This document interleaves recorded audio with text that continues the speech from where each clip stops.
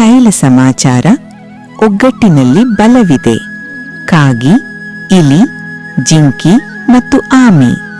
ಒಂದು ದಟ್ಟವಾದ ಕಾಡಿನಲ್ಲಿ ಒಂದು ಕಾಗೆ ಎತ್ತರದ ಮರದಲ್ಲಿ ವಾಸಿಸುತ್ತಿತ್ತು. ಒಂದು ದಿನ ಅದು ಕೊಂಬೆಯ ಮೇಲೆ ಕುಳಿತಿದ್ದಾಗ ಒಂದು ಬೇಟೆಗಾರನು ನೆಲದ ಮೇಲೆ ಬಲೆಯನ್ನು ಹರಡುತ್ತಿರುವುದನ್ನು ಗಮನಿಸಿತು.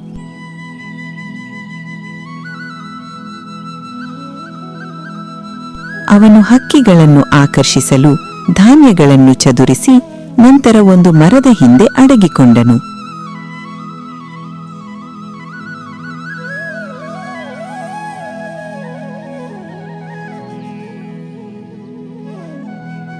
ಸ್ವಲ್ಪ ಸಮಯದ ನಂತರ ಪಾರಿವಾಳಗಳ ಗುಂಪೊಂದು ಹಾರಿಕೊಂಡು ಬಂತು.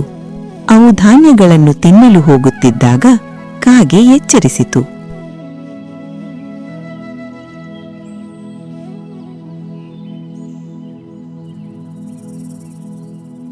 ಅಲ್ಲಿ ಹೋಗಬೇಡಿ, ಬೇಟೆಗಾರನು ಬಲೆ ಹಾಕಿದ್ದಾನೆ. ಆದರೆ ಪಾರಿವಾಳಗಳು ಅದನ್ನು ನಿರ್ಲಕ್ಷಿಸಿ ಬಲೆಗೆ ಸಿಕ್ಕಿಬಿದ್ದವು. ಬೇಟೆಗಾರನು ಸಂತೋಷಗೊಂಡು ಅವುಗಳತ್ತ ನಡೆದುಕೊಂಡು ಬಂದನು.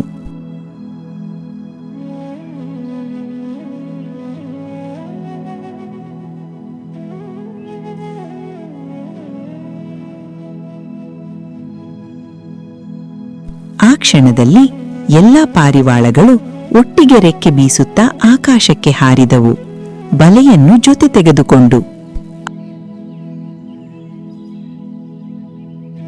ಅವು ತಮ್ಮ ಸ್ನೇಹಿತನಾದ ಇಲಿಯ ಬಳಿಗೆ ಹಾರಿ, "ಓ ಇಲಿ, ದಯವಿಟ್ಟು ನಮ್ಮನ್ನು ಉಳಿಸು" ಎಂದು ಕೂಗಿದವು.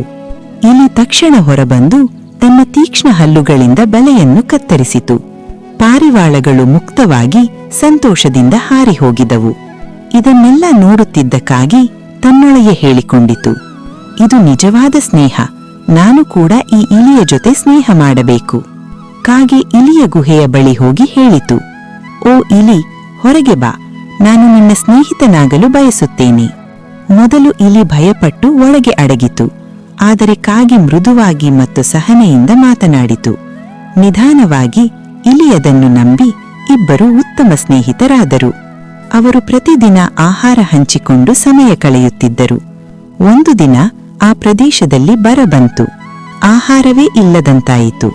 ಕಾಗೆ ದುಃಖದಿಂದ ಹೇಳಿತು, "ನನ್ನ ಸ್ನೇಹಿತನೇ, ಇಲ್ಲಿ ನನಗೆ ಆಹಾರ ಸಿಗುತ್ತಿಲ್ಲ. ನಾನು ದಕ್ಷಿಣದ ಮತ್ತೊಂದು ಕಾಡಿಗೆ ಹೋಗಬೇಕು.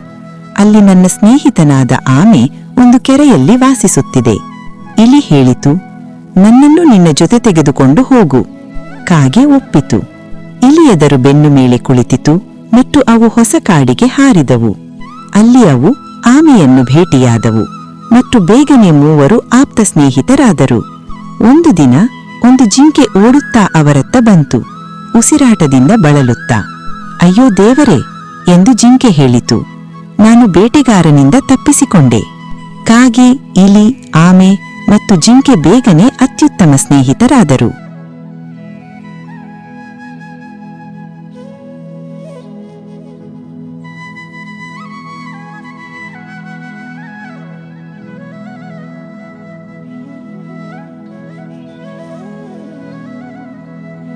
ಪ್ರತಿ ಸಂಜೆ ಅವು ಕೆರೆಯ ತೀರದಲ್ಲಿ ಸೇರಿ ಮಾತನಾಡುತ್ತಾ ಸಂತೋಷದಿಂದ ಕಾಲ ಕಳೆಯುತ್ತಿದ್ದರು. ಒಂದು ಸಂಜೆ ಜಿಂಕೆ ಬರಲಿಲ್ಲ. ಸ್ನೇಹಿತರು ಚಿಂತಿತರಾದರು. ಆಮೆ ಹೇಳಿತು, "ಕಾಗೆ, ನೀನು ಹಾರಬಲ್ಲೆ. ದಯವಿಟ್ಟು ನಮ್ಮ ಸ್ನೇಹಿತನನ್ನು ಹುಡುಕಿ ಬಾ."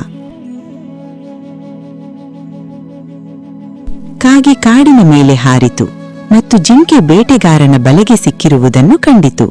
ಕಾಗೆ ಅದನ್ನು ಸಮಾಧಾನಪಡಿಸಿ ಹೇಳಿತು, "ಚಿಂತೆ ಮಾಡಬೇಡ, ನಾನು ಸಹಾಯ ತರುತ್ತೇನೆ." ಅದು ತಕ್ಷಣ ಹಿಂದಿರುಗಿ ಇಲಿಯನ್ನು ತನ್ನ ಬೆನ್ನು ಮೇಲೆ ತೆಗೆದುಕೊಂಡು ಬಂತು. ಇಲಿ ತನ್ನ ತೀಕ್ಷ್ಣ ಹಲ್ಲುಗಳಿಂದ ಬಲೆಯನ್ನು ಕತ್ತರಿಸಲಾರಂಭಿಸಿತು. ಶೀಘ್ರದಲ್ಲೇ ಜಿಂಕೆ ಮುಕ್ತವಾಯಿತು. ಇದರ ಮಧ್ಯೆ ಆಮೆಯು ನಿಧಾನವಾಗಿ ಅಲ್ಲಿ ತಲುಪಿತು. ಅಷ್ಟರಲ್ಲಿ ಬೇಟೆಗಾರನು ಬಂದನು.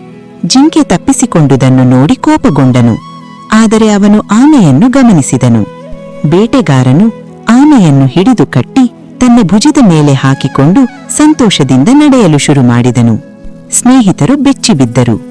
ಕಾಗೆ ಹೇಳಿತು, "ನನಗೊಂದು ಯೋಚನೆ ಬಂದಿದೆ. ಜಿಂಕೆ, ನೀನು ಕೆರೆಯ ತೀರದಲ್ಲಿ ಸತ್ತು ಹೋಗಿದ್ದಂತೆ ಮಲಗಿರು. ನಾನು ನಿನ್ನ ತಲೆಯ ಮೇಲೆ ಕುಳಿತು ನಿನ್ನನ್ನು ತುಳಿಯುತ್ತೇನೆ.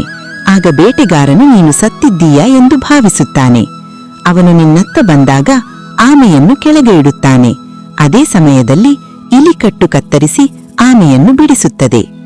ಎಲ್ಲರೂ ಈ ಯೋಜನೆಯನ್ನು ಒಪ್ಪಿಕೊಂಡರು. ಜಿಂಕೆ ಸತ್ತಂತೆ ಮಲಗಿತು.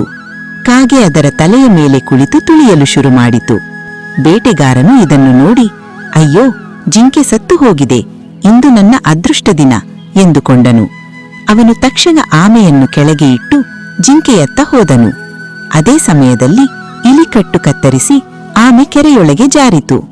ಬೇಟೆಗಾರನು ಹತ್ತಿರ ಬಂದ ತಕ್ಷಣ ಜಿಂಕೆ ಎದ್ದು ಓಡಿತು. ಕಾಗೆಯು ಹಾರಿಹೋಯಿತು.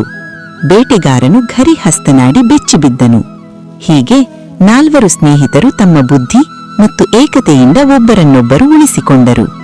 ಅವರು ಕೆರೆಯ ಬಳಿಯಲ್ಲಿ ಸಂತೋಷದಿಂದ ಬದುಕಿದರು. ನೀತಿ: ಒಗ್ಗಟ್ಟಿನಲ್ಲಿ ಬಲವಿದೆ.